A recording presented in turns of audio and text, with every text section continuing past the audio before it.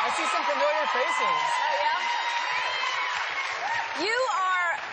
I was watching you in rehearsal, which, by the way, your voice just blows me away. I love your voice. Thank It's you. so beautifully clear and strong. And but you're just even more beautiful in person. Like, you're good looking, but you're like... Thank you. I love the way you look. Thank you. And what I love when I watch you, too, and I was watching you the other night on something on Letterman, I think, when you perform, you were so present. You don't ever seem, and I know you've done this for a while and you've done theater, but you just never seem nervous. You always seem like you're in the moment and you're singing and you're... That's what you think. Really? Really? I get nervous a lot. I just have learned how to kind of hide it. Yeah, but usually you can't hide it in eyes. You can see in someone's eyes, but you don't seem to get nervous. But you do get nervous. Yeah, here and there. Yeah. Yeah. All right, so... I was nervous the other night. Yeah, okay, let's... Were you nervous before you went on stage with the AMAs, or nervous after? Or, all of the above. Just a little bit nervous.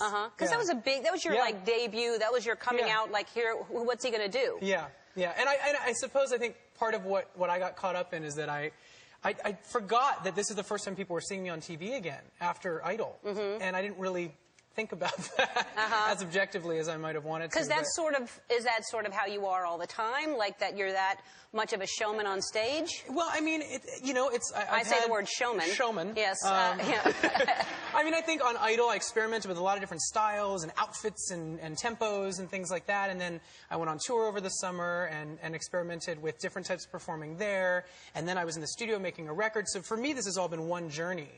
And for me, I was like, I'm going to try to do something a little risque now. And it just, a lot of people didn't like it. It was maybe a little too far. Yeah. And do you feel that now? Do you feel it was too far? I think in hindsight, I look back on it and I go, okay, maybe that wasn't the best first impression to make again. Like the second impression.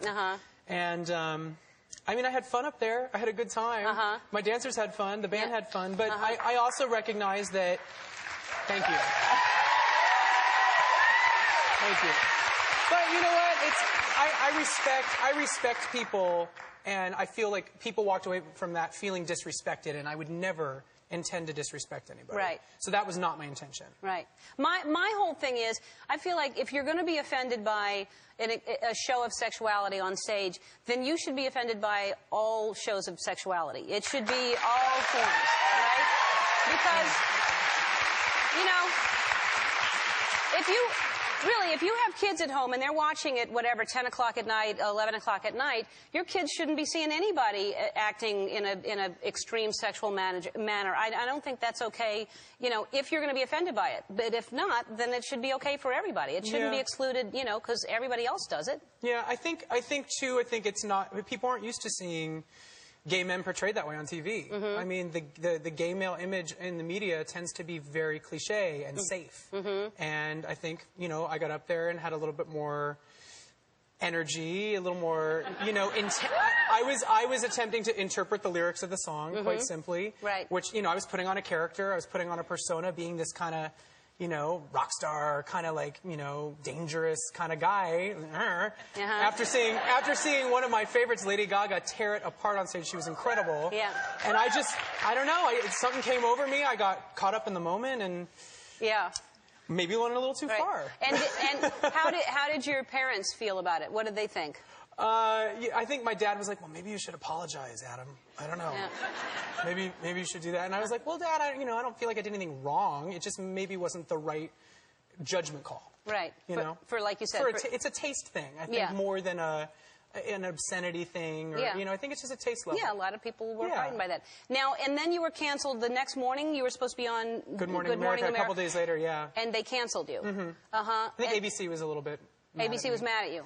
And I don't blame them. I got carried away. It was stuff that I did not do in the rehearsal, so they were probably a little bit taken aback. And, they gave me a great opportunity to close the AMAs, and I would never want to smack that gift horse in the mouth. I think that they were taking a big leap of faith having me do that, and unfortunately it didn't work out as we all thought it would. Right. Well, it got the show a lot of attention. It did do that. I mean, yeah, it's kind of ironic. Yeah, right. Which is why I love your new song. I really love it. It's such a great song anyway. But I love the lyrics. What do you want from me? Because when you're especially when you're new and people are trying to decide, do we like you? Do we not like you? Who are you? It's really hard to please everybody out there. Really and hard. You're learning that the hard way right out of the gate. So I think you're amazing. I think you're a good guy. I think you're smart. And I think you did something, like you said, that might have been a bad judgment call for some people. But I hope this doesn't hurt you, because I think you're amazing. Thank you. I think you're incredible. Thank you.